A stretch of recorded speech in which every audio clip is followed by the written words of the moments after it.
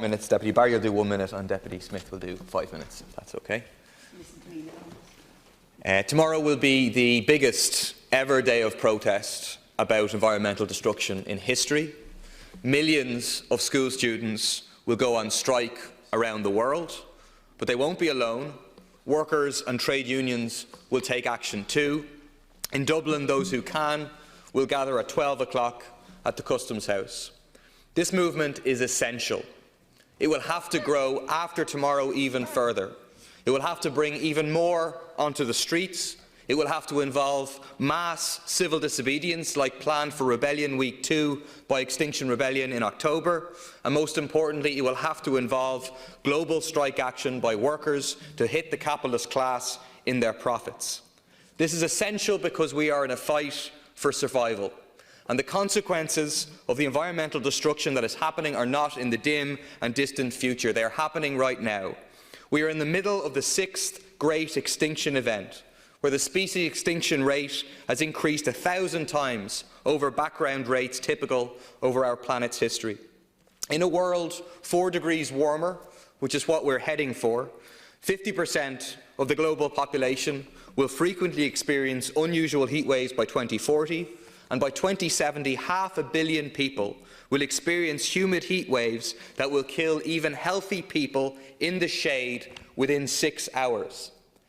And the problem is not that that catastrophic change awaits us in the coming decades, but that if we do not take action and turn things around within the coming decade, that change is inevitable. It's locked in because of the amount of carbon, methane, etc. that will be in the atmosphere.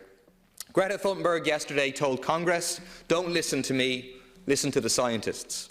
So what are the scientists saying? The IPC said we must immediately institute rapid, far-reaching and unprecedented changes in all aspects of society.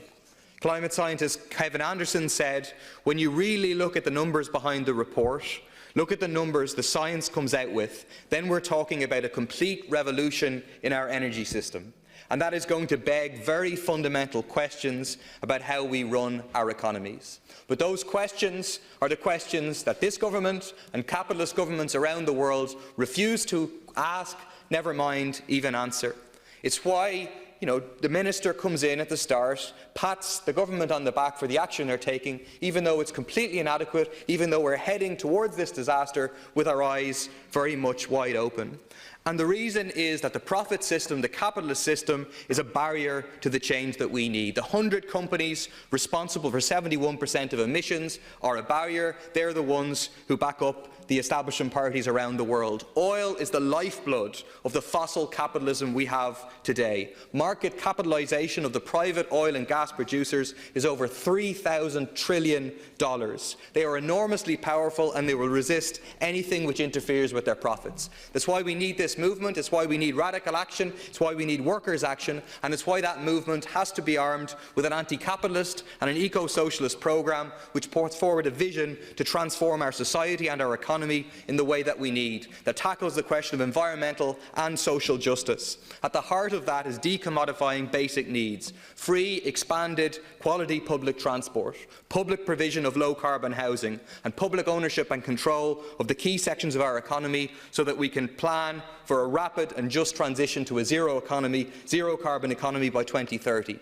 Decarbonisation of the economy through electrification, massive public investment in renewable energy, a transition to sustainable agriculture. Sometimes it's said it's easier to imagine the end of the world than the end of capitalism. Put bluntly, to avoid the end of the world as we know it, the movement needs to imagine the end of capitalism, and that movement needs to make it happen. The demonstrations tomorrow show how it can be done.